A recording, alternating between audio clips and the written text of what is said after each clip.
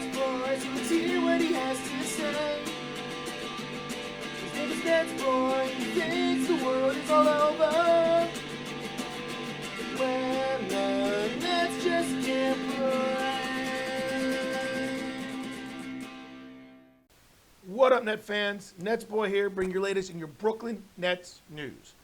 All right, let's go. It's been 5 games since my last NetsBoy episode, which is basically been something we're seeing regularly now from NetsBoy because, blah, blah, blah, NetsBoy's always busy.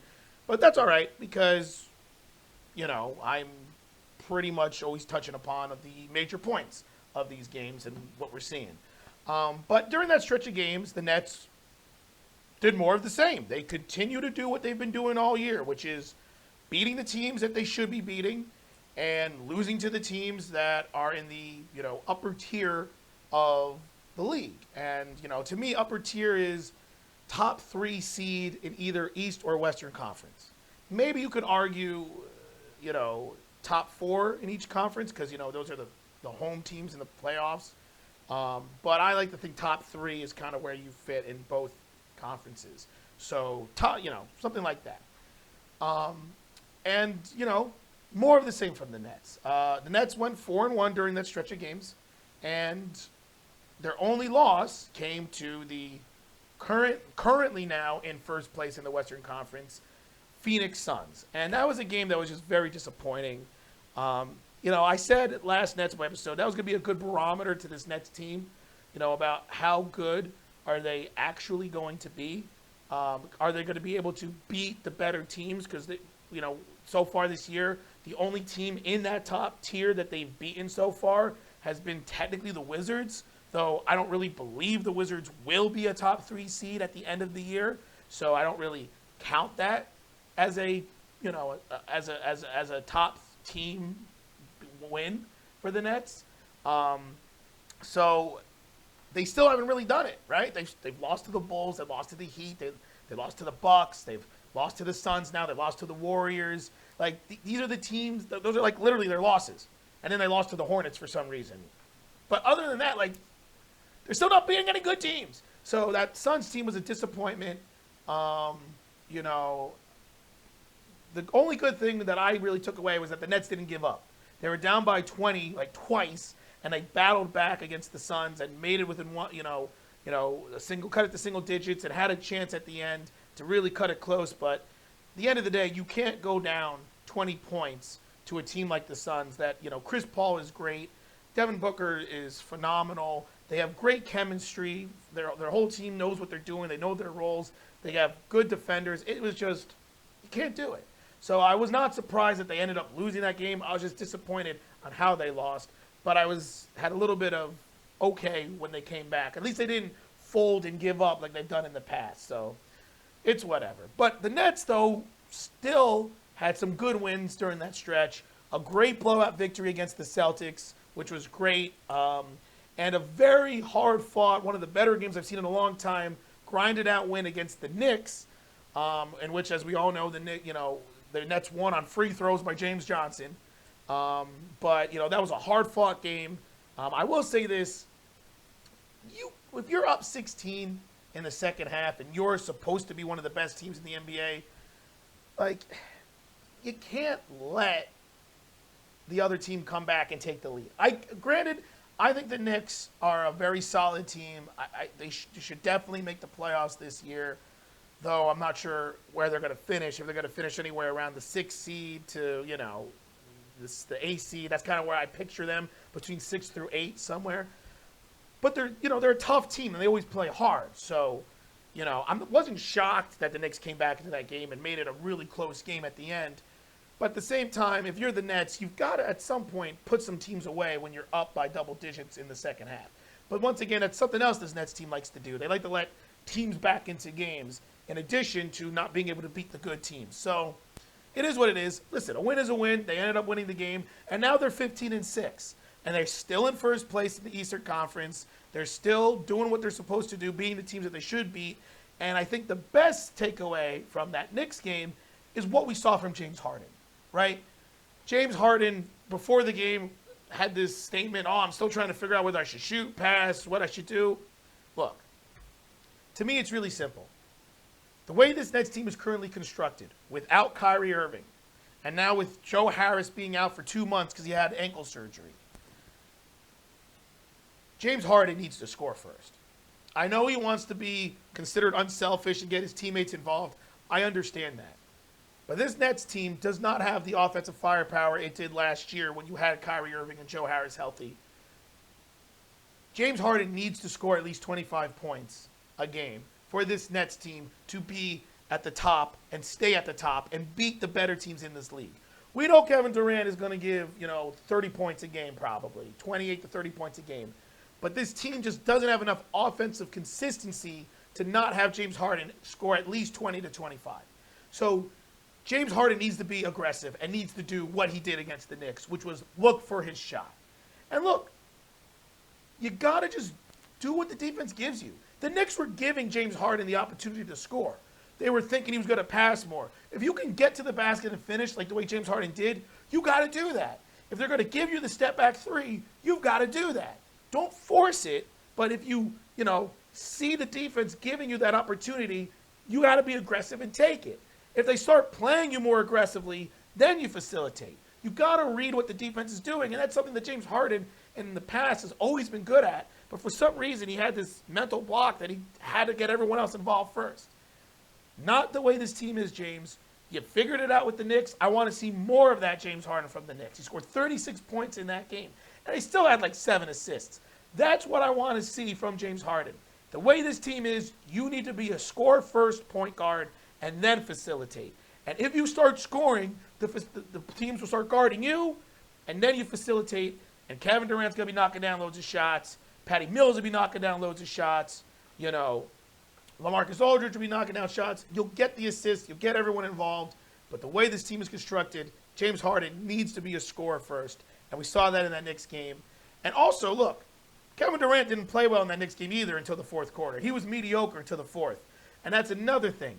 This Nets team doesn't have the offensive personnel to overcome either Kevin Durant or James Harden not having a good offensive night. They need both those guys to play well.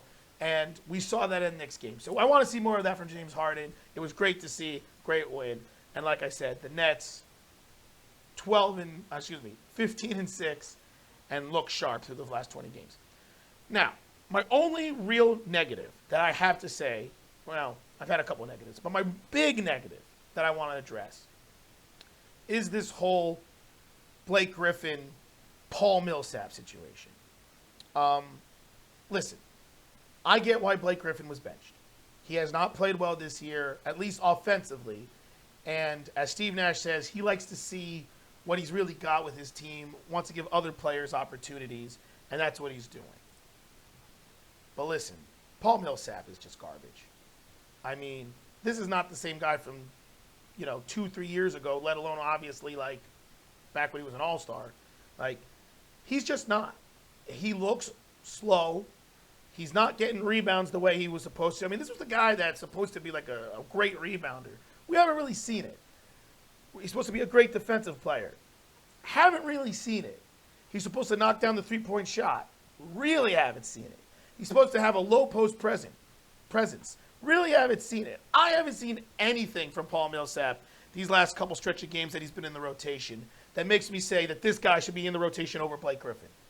Because one thing that Blake Griffin did do was he took charges, got rebounds, and played pretty decent defense for someone with his mobility. And mostly, he provided extra energy. I don't see any energy or toughness from Paul Millsap. And that's what the Nets need. They need the energy players, the tough players, the guys who are really willing to take charges, get rebounds, do the dirty work. And that's just not Paul Millsap at this point. It's Blake Griffin, but not Paul Millsap. So, look, I don't know how long Steve Nash is going to stick with Millsap, but personally, I'm done with him.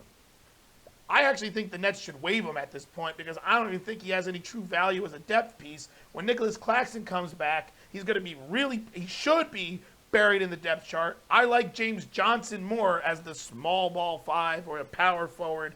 I like James Johnson's defensive versatility and toughness and rebounding. And after all, he did make those game-winning free throws. So I rather see that. Listen, I'm just saying that Paul Millsap should not be in the rotation.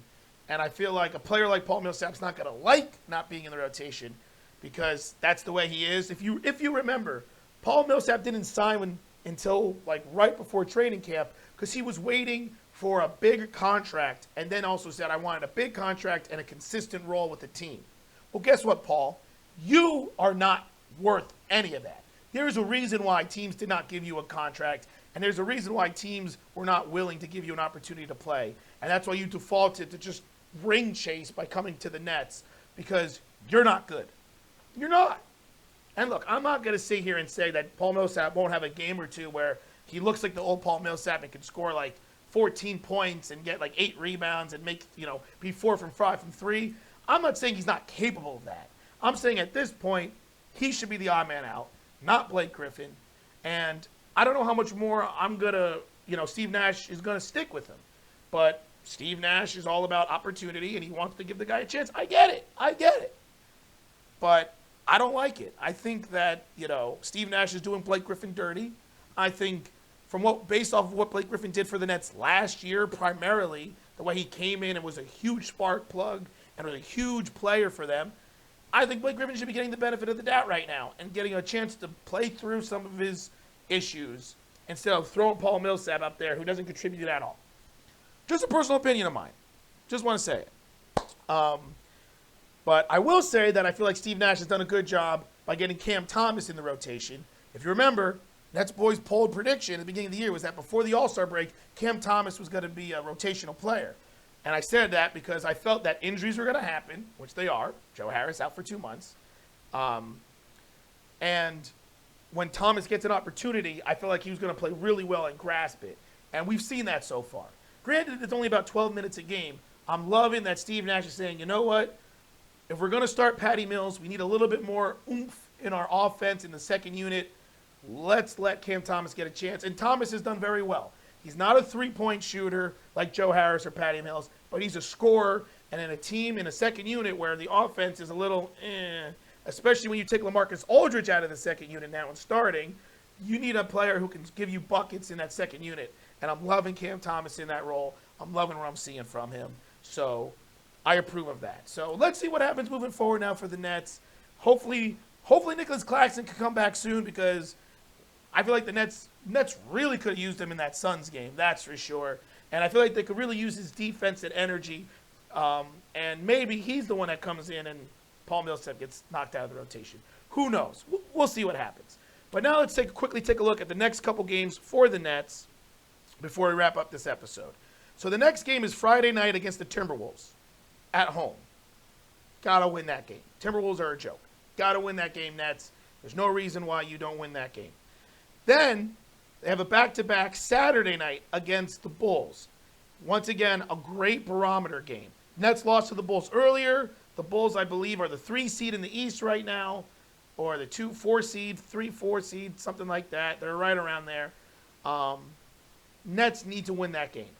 They need to prove that they can beat one of the better teams in the league, which is the Bulls right now. It's at home.